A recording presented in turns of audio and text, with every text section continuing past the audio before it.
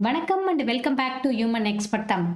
Human expert தமிழ்ல psychology ரிலேட்டடான videos எல்லாமே நம்ம பண்ணிட்டு இருக்கோம். அந்த வகையில் இன்னைக்கு நம்ம சைக்காலஜி ரிலேட்டடான கொஷின்ஸ் நம்மளுக்கே தெரியாத சில விஷயங்களை பத்தி நம்ம டிஸ்கஸ் பண்ண போறோம். இப்ப சைக்காட்ரிக் கவுன்சிலர் ராஜ்குமார் சார் இருக்காரு.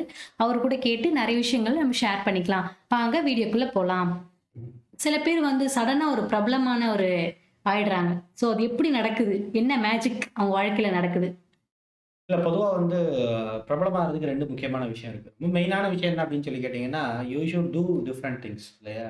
டிஃபரண்டா நீங்க ஒண்ணு செய்யும்பொழுது, ஆட்டோமேட்டிக்கா எல்லாத்தோட கவனம் அப்படிங்கிறது ஈர்க்கப்படும். அவ்வளோதான் அதனுடைய விஷயம். இதுவரைக்கும் நீங்க சாதாரண மனுஷங்க வந்து வாழ்க்கையில பார்க்காத ஒரு விஷயத்த, அவங்க வந்து அந்த திரையில பார்க்கும்பொழுது, சோசியல் மீடியால பார்க்கும்போது, ஆட்டோமேட்டிக்கா அவங்களோட அட்டென்ஷன் எல்லாமே அதுல திரும்புது. அதுல நெகட்டிவ் செலிப்ரேஷன் அப்படின்னு ஒண்ணு இருக்கு இல்லையா? நெகட்டிவா செலிப்ரேட் ஆகுறது அப்படின்னு சொல்லிட்டு, நெகட்டிவா அந்த மாரி பிரபல்யம் ஆகுதுன்னு ஒண்ணு இருக்கு இல்லையா? அத பொறுத்தவரைக்கும் எல்லாத்தாலயுமே செய்ய முடியும். அதுக்கு வந்து எவ்வளோ பெரிய டைம் அந்த மாரியான விஷயங்கள் தேவையில்ல. அதுக்கான பிரிப்பரேஷன் அப்படிங்கிறது தேவையில்ல.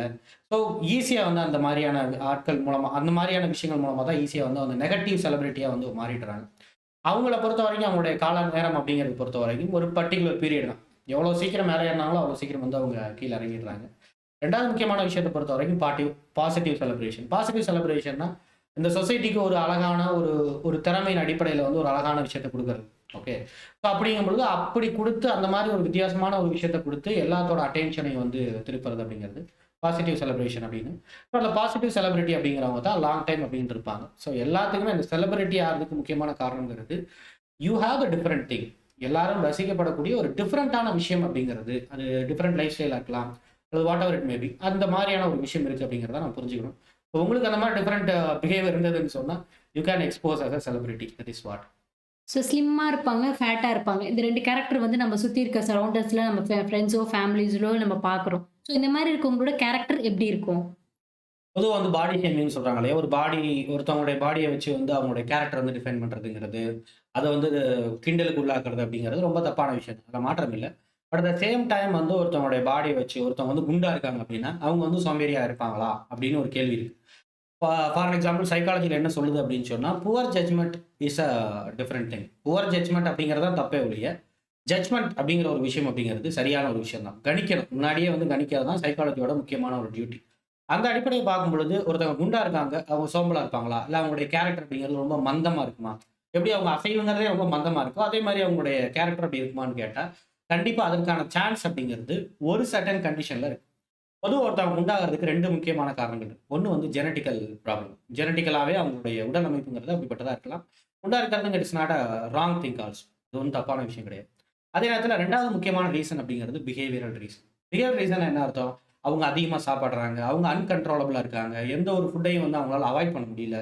ஸோ இப்படி வந்து பிஹேவியர் இல்னஸ் இருக்குன்னு சொன்னா, அப்ப இந்த மாரி பிஹேவியர் இல்னஸ்னால தான் அவங்க குண்டா இருக்காங்கன்னு சொன்னா, அப்ப கண்டிப்பா அவங்க அந்த குண்டானத வச்சு நம்ம வந்து ஜட்ஜ் பண்ணிறலாம் ஈஸியா. அவங்க வந்து ரொம்ப சோம்பலான ஆட்கள். எல்லாத்தையும் வந்து தள்ளி போட்டு செய்யக்கூடிய ஆட்கள்.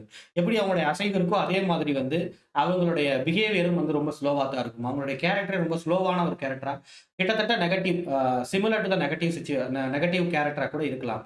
அப்படிங்கிறத வந்து நம்ம ஜட்ஜ் பண்ண முடியும். ஸ்லிம்மா இருக்கிறத பொறுத்தவரைக்கும் தப்பானா அது கிடையாது. ஆக்சுவலா ரொம்ப முக்கியமான விஷயம்ங்கிறது, அவங்க ஹெல்த்தியா இருக்கிறாங்களா இல்லையாங்கிறது ரொம்ப முக்கியம். சில பேர் ஸ்லிம்மா இருப்பாங்க. ஆனா பார்த்தீங்கன்னா ரொம்ப வீக்கா இருப்பாங்க. Inner side. ரொம்ப வீக்கா இருப்பாங்க. அவங்களையும் ஆல்மோஸ்ட் என்ன பண்ணிடலாம்னா, அவங்களும் இதே மாரியான ஒரு விஷயத்துக்குள்ள கொண்டு வந்துடலாம். என்ன அப்படின்னு சொன்னா, தே ஆர் ஸ்டில் ஹேட்டட். அவங்க தன்னை வந்து வெறுக்கக்கூடிய ஒரு ஆட்கள். எல்லாத்துக்குள்ளேயும் ஒரு அவாய்டிங் பெர்சனாலிட்டி. முக்கியமா ஃபுட்ல பொறுத்தவரைக்கும் ஒரு அவாய்டிங் பெர்சனாலிட்டிங்கிறது இருக்கும். அப்படி அவாய்டிங் பெர்சனாலிட்டிங்கும்போது அதிகமா சாப்பிட மாட்டாங்க. சாப்பிடாதபோது வந்து ஒரு அன்ஹெல்த்தியான ஒரு ஸ்லிம்மா இருப்பாங்க. அத வச்சே அவங்கள தெரிஞ்சுக்கலாம். They are quite negative people அப்படிங்கிற விஷயத்த தெரிஞ்சுக்கலாம். ஒருவேளை இயல்பாவே ஜெனடிக்கல் ஆவே அவங்களுடைய உடம்பு வாகு அப்படிங்கிறது அப்படிதான் இருக்குன்னா, அப்ப அத பத்தி நம்ம வந்து ஜட்ஜ் பண்ண தேவையில்ல. ஸோ என்னைக்குமே கொஞ்சம் ஃபோக்கஸ் பண்ணி, முக்கியமா எடுத்த உடனே வந்து இந்த மாதிரி ஒரு ஸ்லிம்மான அல்லது குண்டான ஆட்கள பார்த்த உடனே வந்து அவங்கள ஜட்ஜ் பண்ணாம கொஞ்சம் டைம் எடுத்துக்கிறது நல்லது. ஸோ இத மட்டும் வச்சு ஜட்ஜ் பண்ணாம இருக்கிறது கொஞ்சம் நல்லது தான். சில பேர் வந்து பார்த்தீங்கன்னா, எந்த ஒரு விஷயத்திலயுமே வந்து சோம்பலாவே இருப்பாங்க. சிலது வந்து சில பேர் வந்து ஆக்டிவா இருப்பாங்க. ஸோ இந்த மாரி வந்து ஒரு சிலர் 2மே செய்வாங்க. ஒரு டைம் ஆக்டிவா இருப்பாங்க, ஒரு டைம் சோம்பலாவும் இருப்பாங்க. ஸோ இந்த மாரி இருக்க பீப்பிள எப்படி அனலைஸ் பண்றது? பொதுவா வந்து அவங்க எந்த விஷயத்துல ஆக்டிவா இருக்காங்கிறது தான் ரொம்ப முக்கியமானது. எவரிதிங் டுவார்ட்ஸ் யுவர் நீட் அதான் முக்கியமானது. உங்களுடைய தேவைங்கிறது என்னவா இருக்கு? அந்த தேவையின் அடிப்படையில வந்து அந்த தேவைக்கு ஏற்ப அவங்க எப்படி இருக்காங்க? ஒரு தேவை அவங்களுக்கு ஏற்பட்டுச்சுன்னா, உடனே டக்குன்னு போயி அந்த திறமை ஏற்பட்டு, அந்த திறமையெல்லாம் வச்சு அத முடிச்சு காட்டுறாங்களா? இல்லையா? இந்த டிமாண்டுக்கு ஏத்த மாரி எப்படி இருக்காங்கிறத வச்சு தான் நம்ம அனலைஸ் பண்ணணும். மத்த நேரத்துல ரொம்ப ஆக்டிவா இருக்காங்க. பட் டிமாண்ட்ன்னு ஒண்ணு வரும்போது, வொர்க்ன்னு ஒண்ணு வரும்பொழுது, அப்படியே ஸ்லோ டவுன் ஆயிடுறாங்கன்னா, தே ஆர் நெகட்டிவ் பீப்பிள். அதுல மாற்றம் கிடையாது. ஒரு டிமாண்ட வச்சு தான் வந்து அவங்க வந்து பாசிட்டிவான ஆட்களா, நெகட்டிவான ஆட்களா அப்படிங்கிறத நம்ம கண்டுக்க முடியுமே ஒழிய, ஜஸ்ட் ஸ்பீடா இருக்காங்க, ஸ்லோவா இருக்காங்கிறத வச்சு நம்ம இது பண்ண முடியாது. இந்த பாசிட்டிவ் தாட், நெகட்டிவ் தாட் அப்படின்றாங்க. ஸோ அது வந்து உண்மையிலேயே அது வந்து நடக்குதா லைஃப்ல? பாசிட்டிவா நெனச்சா நடக்குமா? Of course S. பாசிட்டிவா நெனச்சா நடக்குங்கிறத விட, பாசிட்டிவா நெனைக்கிறதுங்கிறது நம்மளுடைய ஆக்ஷனுக்கு வந்து ஒரு ஃபியூயல். எனக்குமே நமக்கு ஒரு எனர்ஜி தேவைப்படுது. ஒரு மோட்டிவேஷன் தேவைப்படுது. அப்ப பாசிட்டிவா நினைக்கும்போது நமக்குள்ள ஒரு எனர்ஜி வருது. அந்த ஒரு நம்பிக்கைங்கிறது தான் நம்மள அடுத்த கட்டத்துக்கு அது கொண்டே போகுது. இல்லன்னா நம்ம அடுத்த காலையில நம்ம எந்திரிக்கவே மாட்டோம். நம்ம நெகட்டிவா நெனச்சுக்கிட்டு இருக்கோம். எந்த நம்பிக்கை இல்லன்னா நான் ஏன் எந்திரிக்கணுங்கிற ஒரு கேள்வி வந்துரும் இல்லையா? அதான் முக்கியமானது. அதே நேரத்துல ஒருத்தவங்க பக்கத்துல வந்து உட்கார்றாங்க. அவங்க கிட்ட இருந்து நம்ம நெகட்டிவ் வைப்ரேஷன்ங்கிறது நமக்கு வரும். அது அட்டாக் பண்ணும். அது வந்து நம்மள வந்து அப்படியே சோம்பேறி ஆக்கிரும். அவங்கள போலவே நம்மளையும் மாத்திரும். அப்படின்னு சொல்லக்கூடிய அந்த பாசிட்டிவ் வைப்ரேஷன் ஆர் நெகட்டிவ் வைப்ரேஷன்ங்கிறது எந்த விதமான சயன்டிஃபிக்கல் ப்ரூஃபும் அதுக்கு கிடையாது. அது ஒரு பொய்யான விஷயமும் கூடங்கிறது தெரிஞ்சுக்கலாம். இப்ப செஸ் விளையாடுறாங்க. ஸோ அது விளையாடும்போது உட்காந்துட்டே தான் விளையாடுறோம். இல்ல உட்காந்துட்டே ஏதாவது டைப் பண்றோம், ஒர்க் பண்றோம். ஸோ இதால நம்மளுக்கு வந்து ஃபேட் இன்கிரீஸ் ஆகுமா? ஆக்சுவலா என்ன விஷயம்னா, இது ஒரு பெரிய மேஜிக்கலான ஒரு விஷயம் என்னன்னா, நீங்க செஸ் விளையாடுறனால உங்களுடைய உடல் எடை வந்து குறையும்னு ஒரு ரிசர்ச் கண்டுபிடிச்சிருக்காங்க. ம். ரொம்ப முக்கியமானது. ஏன்னு சொன்னா, பொதுவா எப்பயுமே வந்து எந்த ஒரு விஷயத்தினால வந்து அதிகமான கலோரிஸ் எரிக்கப்படுதுன்னு சொன்னா, மோர் தென் எக்சர்சைஸ். எக்சர்சைஸ்னால வந்து அதிகமான கலோரிஸ் எரிக்கப்படுதுங்கிறது ஒண்ணு. அதோட ரொம்ப முக்கியமான விஷயம் அப்படிங்கிறத பொறுத்தவரைக்கும், பிரெயின் ஆக்டிவிட்டீஸ் மூலமா வந்தும் கலோரிஸ் அப்படிங்கிறது எரிக்கப்படுது. ஏன்னு சொன்னா, அதிகமான பிரெயின் ஆக்டிவிட்டீஸ்குள்ள நம்ம போகும்பொழுது, ஆட்டோமேட்டிக்கா நெறைய ரத்தம் அப்படிங்கிறது வந்து சப்ளைஸ் வந்து தேவைப்படுது பிரெயினுக்கு. இந்த பட்சத்தில அந்த பிரெயின் ஆக்டிவிட்டீஸ்க்கு அதிகமா வந்து அந்த பிளட் அப்படிங்கிறது தேவைப்படுறனால, அந்த பிளட் அதிகமா எடுக்கும்போது கலோரிஸ் அதிகமா எரிக்க வேண்டிய ஒரு கட்டாயம் இருக்கு. ஈவன் நீங்க பார்த்தீங்கன்னா, அந்த பிரெஞ்சுல இருக்கக்கூடிய நெறைய விதமான பிளேயர்ஸ் வந்து கரெக்ட்டா பார்த்தீங்கன்னா, அந்த கேம்பெயினுக்கு முன்னாடி வந்து அந்த காம்படிஷனுக்குலாம் முன்னாடி வந்து எப்படி இருப்பாங்கன்னா, ரொம்ப நார்மல் வெயிட்ல இருப்பாங்க. பட் அந்த காம்படிஷன் வர, வர அந்த காம்படிஷன் அதிகமா அவங்க போட்டி போட, அவங்களோட வெயிட் லாஸ் அப்படிங்கிறது ஆயிட்டே இருக்கும். கிட்டத்தட்ட ஒரு நாளைக்கு குறைஞ்சது 500, 600 கலோரிஸ் அப்படிங்கிறத இதுலயே வந்து அவங்க குறைக்கிறதா வந்து ரிசர்ச் சொல்லுது. ஸோ நமக்கு தெரியாத, நாம வந்து உண்மையா நினைக்கக்கூடிய எத்தனையோ விஷயங்கள் பொய்யா இருக்கு. பொய் நினைக்கக்கூடிய எத்தனையோ விஷயங்கள் அப்படிங்கிறது இந்த மாரி மாறி இருக்குங்கிறத தெரிஞ்சுக்கணும். கோவம் இருக்க இடத்துல தான் குணம் இருக்குன்னு சொல்லுவாங்களே, அது உண்மையா? என்றைக்குமே அப்பன்னா என்ன அர்த்தம்னா, இப்ப புத்தருக்கு வந்து கோவமே இல்ல. அப்ப அவர்ட்ட ஒரு குணக்கோளாறு இருக்குன்னு அர்த்தமா? அவர் வந்து கெட்டவர்ன்னு அர்த்தமா? நெறைய பேர பொறுத்தவரைக்கும் இந்த மாரி பலவிதமான விஷயத்த மிஸ் அண்டர்ஸ்டாண்ட் பண்ணிக்கிறாங்க. கோவத்துக்கும், குணத்துக்கும் அப்பாற்பட்டு ஒருத்தர் நல்லா குணசாலியா இருக்காங்க. ரொம்ப நல்லவங்களாவே இருந்தாலும், அவர்கள்ட்ட அதிகமா ரொம்ப சென்சிட்டிவா இருக்கக்கூடிய ஒரு ஆள் தான் கோவப்படுவாங்க. அப்ப அவங்க கிட்ட அதிகமா கோவம்ங்கிற ஒரு விஷயம் இருந்ததுன்னா, அவங்க நல்லவங்களா இருந்து எந்த பிரயோஜனமும் கிடையாது. ஏன்னா நல்லவங்களா இருக்கிறதுக்கான எந்த பலனுமே கோவப்படக்கூடிய கோவக்காரங்களா இருக்கிறவங்களுக்கு கிடைக்கவே கிடைக்காது. இப்ப நல்லவங்களா இருக்காங்கன்னா நெறைய பேர் வந்து வருவாங்க இல்லையா? நெறைய பேர் வந்து அவங்க கூட சேர்ந்திருப்பாங்க. நெறைய பேத்துக்கு இவங்க நல்லது பண்ணுவாங்க. ரொம்ப சந்தோஷமா நெறைய பேர் வந்து ஃப்ரெண்ட்ஷிப்பா வந்து இருக்க முடியும். பட் இவங்க கோவக்காரங்களாவும் இருந்தாங்கன்னா, ஆட்டோமேட்டிக்கா யாருமே இவங்க பக்கத்திலேயே வரமாட்டாங்க. எதுக்கெடுத்தாலும் கோவப்படக்கூடிய ஆள வந்து எல்லாருமே வெறுக்க தொடங்குவாங்க அப்படிங்கிறது தான் முக்கியமானது. அதனால கோவம் இருக்க இடத்துல குணம் இருக்குமா அப்படிங்கிறதுக்கு இதுக்கு அந்த குணத்துக்கும், கோவத்துக்கும் கண்டிப்பா சம்மந்தமே கிடையாது. கோவம் அப்படிங்கிறது நம்முடைய இயலாமையினுடைய வெளிப்பாடு. வாழ்க்கையில அதிகமான இயலாமைகள சந்திச்ச ஒரு ஆள், வாழ்க்கையில அதிகமான பிரச்சனை இருக்கு அவங்களோட வாழ்க்கையில. அத வந்து தீர்த்துக்க அவங்களால முடியலங்கும்போது, ஆட்டோமேட்டிக்கா அந்த இயலாமையினுடைய வெளிப்பாடா கோவம் அப்படிங்கிறது வரும். இந்த ஒரு விஷயம் அப்படிங்கிறது எல்லா விஷயத்திலயும் அவங்க பெர்ஃபெக்ட்டா இருக்கணும்னு நினைக்கக்கூடிய ஒரு ஆளா இருப்பாங்க. அது இம்பாசிபிள் பெர்ஃபெக்ட்டா கூட இருக்கலாம். இம்பாசிபிள் பெர்ஃபெக்ட்னா என்னது? மனுஷனால இவ்வளவு தான் பெர்ஃபெக்ட்டா இருக்க முடியும்னு இருக்கு இல்லையா? பட் அத விட அதிகமா பெர்ஃபெக்ட்டா இருக்கணும்னு அவங்க நெனைப்பாங்க. அப்படி நினைக்கும்போது ஆட்டோமேட்டிக்கா அவங்க ரிலேஷன்ஷிப் பொறுத்தவரைக்கும் எப்படி இருக்கும்னு சொன்னா, யாருமே அவங்க கூட சேராத ஒரு ஆளா தான் போவாங்க. என்றைக்குமே கோபம் அப்படிங்கிறது கட்டுப்படுத்தப்பட வேண்டியதே ஒழிய, ஒருத்தர் கோவப்படுறாருன்னோனே அவர் ரொம்ப நல்லவர் அப்படின்னு சொல்லிட்டு, ஒரு முத்திரை குத்துறது அப்படிங்கிறது, அது வந்து ரொம்ப தவறான ஒரு விஷயம் அப்படிங்கிறத தெரிஞ்சுக்கணும். பிடிச்சவங்க வந்து இறந்துடுறாங்க. இறந்தோனே நம்மளோட பாடி வந்து ஃபேட்டா இன்கிரீஸ் ஆகுது. ஏன்? பொதுவா வந்து நீங்க ரொம்ப முக்கியமா தெரிஞ்சுக்க வேண்டியது என்னன்னா, இப்ப ஃபார் எக்ஸாம்பிள் இப்ப நம்முடைய அதிகமா நம்ம வேலை பார்க்குறோம்னு வச்சுக்கலாம். நம்மளுடைய கை, கால்கள வச்சு அதிகமா நம்ம வேலை பார்க்குறோம் பயங்கரமா. ஒரு மாடி ஏறி இறங்குறோம். மாடி ஏறி இறங்கும்போது, ஆட்டோமேட்டிக்கா அதிகமா வேலை செய்யக்கூடிய ஒரு உறுப்பு என்ன அப்படின்னு சொன்னா கால். இல்லையா? ம். அப்ப ஆட்டோமேட்டிக்கா இது அதிகமா வேலை செய்ய மத்த இடத்துல கூடிய பிளட் சர்க்குலேஷன்லாம் கொஞ்சம் கொஞ்சமா கம்மியாகி, இந்த காலுக்கு அதிகமான பிளட் சர்க்குலேஷன் வர ஆரம்பிக்கும். ஏன்னா எனர்ஜி அப்படிங்கிறது தேவைப்படுது. இதே மாரி மனசுக்கும் ஒருத்தவங்கள நம்ம அதிகமா டிபெண்ட் பண்ணி இருக்க, ஆட்டோமேட்டிக்கா என்ன ஆகுது அப்படின்னு சொன்னா, அவங்க வந்து இறக்கும் பொழுது, அந்த டிபெண்டன்சிங்கிறது இப்ப என்ன ஆயிடுது, ரொம்ப லோன்லினஸ் அப்படிங்கிறது மாறிடுது. இப்ப என்னை வந்து பாதுகாத்துக்கிறதுக்கு யாருமே இல்ல. அப்ப நான் தான் என்னை பாதுகாத்துக்கணும். அப்ப நான் என்னை பாதுகாக்கணும்னா என்ன பண்ணணும்? நெறைய விதமான கேலரீஸ என்னுடைய உடம்புக்குள்ள நெறைய விதமான கொழுப்புகள என்னுடைய உடம்புக்குள்ள சேர்த்துக்கணுங்கிற மாரியான ஒரு இன்டைரக்ட்டான ஒரு சப்கான்ஷியஸான ஒரு ஆர்டர் அப்படிங்கிறது நம்முடைய பிரெயின்ல இருந்து நம்முடைய உடம்பு எல்லாத்துக்கும் பாஸ் ஆகுது. ஓகே. ஸோ எப்படி வந்து ஒரு காலுக்கு வந்து அதிகமான எனர்ஜி தேவைப்படும் பொழுது, அதுக்கு காலுக்கு வந்து நெறைய எனர்ஜி போதோ, அதே மாரி நம்முடைய ஒட்டுமொத்தமான உடம்புக்கு நெறைய எனர்ஜி தேவைப்படுதுங்கிற மாரியான ஒரு மாய பிம்பம் அப்படிங்கிறது நம்முடைய மனசுல வரனால, அப்போ ஒட்டுமொத்தமான எனர்ஜியும் ஸ்பெண்ட் பண்ணாம அத அப்படியே மொத்தமா சேவ் பண்ணி வைக்குது. சேவ் பண்ணி வைக்கும்போது ஆட்டோமேட்டிக்கா என்ன ஆகுதுன்னு சொன்னா, அவங்க வந்து குண்டாகுறதுக்கு நெறைய வாய்ப்பு இருக்கு. ஸோ நான் டிபெண்ட் பண்ணியிருந்தேன். இப்ப டிபெண்ட் பண்றதுக்கு ஆள் இல்ல. அப்ப நான் என்னையவே டிபெண்ட் பண்ணியிருக்கணும். என்னையவே நான் டிபெண்ட் பண்ணியிருக்கணும்னா, நான் ஸ்ட்ராங்கான ஒரு ஆளா இருக்கணும்னு சொல்லிட்டு, ஆட்டோமேட்டிக்கா அந்த உடம்பு அப்படிங்கிறது ஏறுறதுக்கு நெறைய வாய்ப்பு இருக்கு.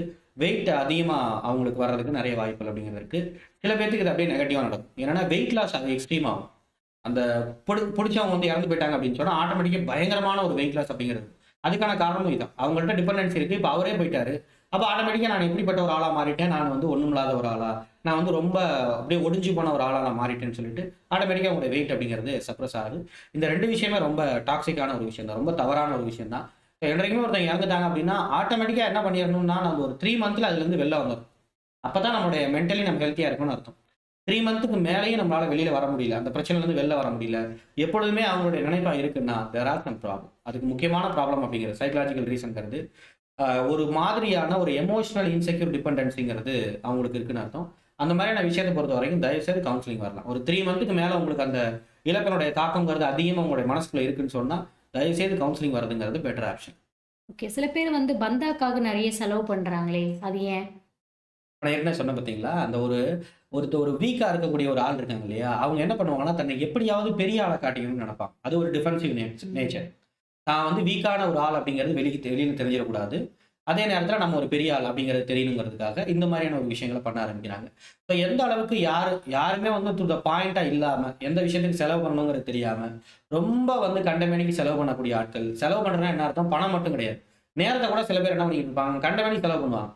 எங்கிட்டாவது போய் உட்காந்துக்குவாங்க. ஆடுக்கு கிட்டத்தட்ட ஒரு 5 மணி நேரம், 6 மணி நேரம் அங்க ஸ்பெண்ட் பண்ணுவாங்க. ஒரு மேஜர் ஆஃப் டைம ஒண்ணுமில்லாத ஒரு வேஸ்ட்டான ஒரு விஷயத்த கூட ஸ்பெண்ட் பண்ணுவாங்க. ஸோ இதுக்கெல்லாம் மிக முக்கியமான காரணம் அப்படிங்கிறது, it's kind of a defensive nature. தான் வந்து வீக்கான ஒரு ஆள், அத வெளியில வந்து வீக்கா காட்டிக்க கூடாது. தான் வந்து ரொம்ப பெரிய ஆள்ன்னு காட்டிக்கணுங்கிறதுக்காக செய்யக்கூடிய ஒரு விஷயம் தான். இப்படி இருக்கக்கூடிய மனிதர்கள் என்றைக்குமே வந்து கீழ போய்க்கிட்டே தான் இருப்பாங்க. அதான் ரொம்ப முக்கியமான விஷயம். தனிமை சரியா? தவறா? தனிமைங்கிறது என்றைக்குமே வந்து பார்த்தீங்கன்னா, அது என்ன காரணத்துக்காக இது பண்ணப்படுது அப்படின்னு சொல்லிட்டு ரொம்ப முக்கியமானது. ஜஸ்ட் நீங்க வந்து தனிமையாவே இருக்கணும்னு விரும்புறீங்க. எந்த காரணமுமே இல்ல. நீங்க தனிமையா இருக்க விரும்புறீங்க அப்படின்னா, அப்ப ஏதோ ஒரு விதமான விஷயம் அப்படிங்கிறது உங்களுடைய வாழ்க்கையில, இந்த சமுதாயத்தில மிகப்பெரிய ஒரு அடி அப்படிங்கிறது நமக்கு விழுந்திருக்கு. நம்மளால தாங்கிக்கவே முடியாத ஒரு மிகப்பெரிய அடி விழுந்திருக்கு. இனிமேலும் வந்து தாங்குறதுக்கு சக்தி இல்லப்பா. தயவு செய்து என்னைய விட்டுருங்க. நான் வந்து தனியா போயிடுறேன் அப்படின்னு நெனப்பாங்க. குறிப்பிட்ட காலத்துக்கு மேல என்ன பண்ண ஆரம்பிச்சுருவாங்கன்னா, நான் தனியா வாழ ஆரம்பிச்சுடுறேன். என்னைய விட்டுருங்க அப்படின்னு. ஸோ மேக்ஸிமம் வந்து ஒரு ஹார்ம்லெஸ்ஸான சிச்சுவேஷன் வேணும் அப்படின்னு நெனைக்கக்கூடிய ஆட்கள், தனிமைக்கு போகக்கூடிய ஒரு ஆளா இருக்கிறாங்க.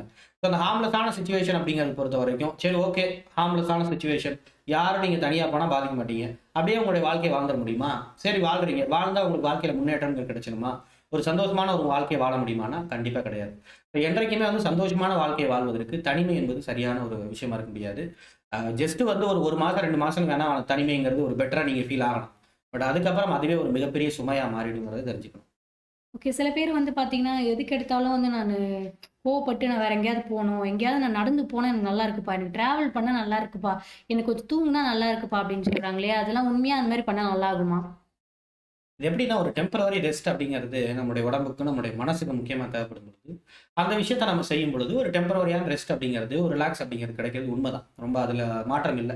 ரொம்ப ரிலாக்ஸா நம்ம ஃபீல் பண்றதுக்கான காரணம் அப்படிங்கிறது, அந்த நேரத்துல டோபமைன் சொல்லக்கூடிய ம். ஒரு ஹார்மோன் அப்படிங்கிறது நமக்கு சுரக்குது. அதனால எந்த விதமான பிரச்சனையும் இல்ல.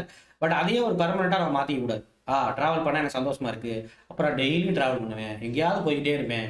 எனக்கு அது மூலமா நெறைய கடன் அதிகரிச்சாலும் அத பத்தி நான் கவலைப்பட மாட்டேன். எனக்கு மணி டிமாண்ட் இருக்கு. நான் டிராவல் பண்ற காச வச்சிருந்தேன்னா, நான் வந்து கடனே அடைச்சிடுவேன். பட் நான் வந்து சுத்திக்கிட்டே இருப்பேன். ஏன்னா, எனக்கு கடன் தொல்லை இருக்கு. அதனால டிராவல் பண்ணா ரிலாக்ஸா இருக்குன்னு சொல்லி போனோம்னா, it is a very toxic thing. அது ரொம்ப மாத்திக்கொள்ள வேண்டிய ஒரு விஷயம் தான். தப்புன்னு தெரிஞ்சு சில பேர் தப்பு பண்ணுவாங்களே ஏன்? தப்புன்னு தெரிஞ்சும் அத பண்றாங்கன்னா, அதுக்கு மிக முக்கியமான காரணம் யாரா இருந்தாலும். இப்ப நமக்கு நல்லதுன்னு ஒண்ணு தெரியுது. அத ஏன் நம்ம பண்றோம்? அது பண்றதுக்கான ம். காரணங்கிறது அதுல நமக்கு பெனிஃபிட் கிடைக்குது. அவ்வளவுதானே. அதே மாரி தப்பு மூலமா அவங்களுக்கு பெனிஃபிட் கிடைக்குது. அது மூலமா அவங்களுக்கு எந்த பனிஷ்மென்ட்டும் கிடைக்கல. அப்படின்னா அந்த சிஸ்டத்த தான் நம்ம குறை சொல்லணும். ஃபார் எக்ஸாம்பிள் ஒரு ஃபேமிலி சிஸ்டம் இருக்கு. அந்த ஃபேமிலில வந்து நான் தப்பே ஒருத்தன் பண்ணிட்டு இருக்கான். அத யாரும் கண்டுக்கல. மாறா வந்து அவனுக்கு அட்வைஸ் பண்றேங்கிற பேர்ல வந்து ஜஸ்ட் வந்து அவனுக்கு ஒரு பெனிஃபிட்ட குடுத்துட்டு இருக்காங்க. பாவம், பாசம் ம். இல்லாத ஆள் போல. அவன கண்டுக்கிறதுக்கு யாருமே இல்ல. அதனால தான் இவன் தப்பு பண்றான். நம்ம பாசம் அதிகமா குடுக்க ஆரம்பிச்சோம்னா, இவன் தப்பு பண்ண மாட்டான்னு நெனச்சுட்டு இவன் பாசம் அதிகமா குடுப்பான். அவங்க வந்து அத பெனிஃபிட்டா எடுத்துக்குவாங்க. ஓகே நம்ம தப்பு பண்ணா நமக்கு பாசம் கிடைக்கும். நமக்கு பனிஷ்மென்ட் கிடைக்காதுன்ட்டு ஆட்டோமேட்டிக்கா அந்த ஒரு விஷயத்த பண்ண போயிடுவாங்க. இது எல்லாமே அந்த பிஹேவியர் அப்படிங்கிறது it's all about how are you getting your benefit and all. So எப்படி நீங்க பெனிஃபிட் அடைகிறீங்கிறத நோக்கி தான் அவங்களுடைய மனசுங்கிறது நகருது. ஸோ சரி பண்ணா நல்லது பண்ணா தான் நல்லது நடக்குங்கிற மாரியான விஷயத்துக்கு அவங்கள கொண்டு வரணும். அப்படி கொண்டு வரணும்னா, ஃபேமிலிக்குள்ள இருக்கவங்க தான் கொண்டு வரதுக்கான ஒரு வாய்ப்புகள தேடணும். ஓகே. கெட்டவங்களே இருக்காங்க. ஸோ அவங்க கூட தான் நம்ம நெறைய பேர் வந்து போய் பேசுறாங்க, பழகுறாங்க. நல்லவங்ககிட்டயே போமாட்டாங்க. கெட்டவங்ககிட்டயே தான் போய் பழகுறான். அது ஏன்? Positive mind set plus inferiority complex equal to toxic think அப்படிங்கிறத சொல்லணும். உங்களுக்கு என்னதான் நீங்க நல்லவங்களா இருந்தாலும், என்னதான் நீங்க பாசிட்டிவான பர்சனாலிட்டியா இருந்தாலும், உங்களுக்குள்ள இன்ஃபீரியாரிட்டி இருந்ததுன்னா, ஆட்டோமேட்டிக்கா உங்களுக்குள்ள என்ன தோணும்னு சொன்னா, நான் ஒரு நல்லவனா இருப்பதற்கு தகுதி இல்லாத ஒரு ஆள். நல்லவனா இருக்கிறதுக்கெல்லாம், நல்லா வாழ்றதுக்கெல்லாம் தகுதி இல்லாத ஒரு ஆள் அப்படின்ட்டு, நம்மளோட இன்ஃபீரியாரிட்டி காம்ப்ளெக்ஸ் நமக்கு எஜுகேட் பண்ணிக்கிட்டே இருக்கும் உள்ள. அப்ப ஆட்டோமேட்டிக்கா நம்மளோட இன்ஃபீரியாரிட்டி காம்ப்ளெக்ஸ் எத டைரக்ட் பண்ணும்னு சொன்னா, நான் நல்லா வாழ்றதுக்கு, நல்லவனோட வாழ்றதுக்கு தகுதி இல்லாத ஆள் அப்படின்னா, அப்ப நீ யார்? நீ யாருன்னா ஒரு கெட்டவன். நீ வந்து ஒரு கெட்டது செய்யக்கூடிய ஆட்கள் தான் உனக்கு அடைக்கணும். மத்தபடி நல்லவங்கலாம் உன்னை சேர்த்துக்க மாட்டாங்க அப்படிங்கிற மாரியான ஒரு இன்னர் பிலீவ்ஸ் அவங்களுக்குள்ள இருக்கு. அப்ப ஆட்டோமேட்டிக்கா என்ன பண்ணிடுறாங்க, கெட்டவங்க கூட போறது தான் நமக்கு கம்ஃபர்ட். நமக்கு வேற வழி இல்ல. ஏன்னா நல்லவன்ட்ட போனா நமக்கு நெறைய கேள்வி கேட்பாய்ங்க அப்படிங்கிற மாரியான ஒரு மாய பிம்பத்த வந்து அவங்க மனசுக்குள்ள வந்து வந்துருது. அப்ப ஆட்டோமேட்டிக்கா அவங்க கெட்டவங்க கூடயே சேர ஆரம்பிச்சுடுறாங்க. அந்த கெட்டவங்க கூட இன்னும் அதிகமா சேர்றதுக்கான காரணங்கிறது அந்த டிபெண்டன்சி. என்னதான் வந்து ஒரு கெட்டவங்க அவங்க கெட்டது செஞ்சாலும் அதுலருந்து வெளில வர்றதற்கான மன தைரியம் அப்படிங்கிறது இல்லாம இருக்கு. அதுக்கு காரணம் அவங்களுடைய தாழ்வு மனப்பான்மை அப்படிங்கிறத தெரிஞ்சுக்கணும்.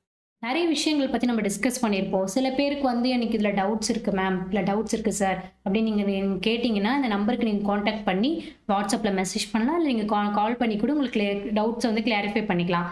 தேங்க்ஸ் ஃபார் வாட்சிங். Thank you. Thank you so much.